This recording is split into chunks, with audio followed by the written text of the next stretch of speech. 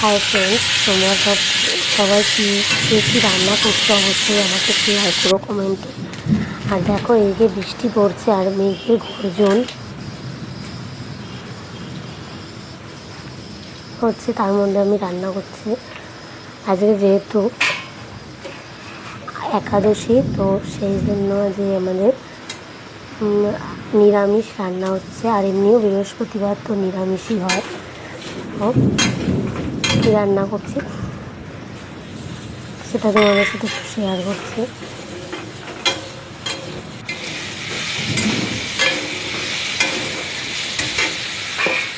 ছোলার ডাল করছি আর এদিকে ডাল আর রুটি। আগে যেহেতু একাদশী বললাম প্রথমে, তো সেই জন্য ডাল আর রুটি বানাচ্ছি।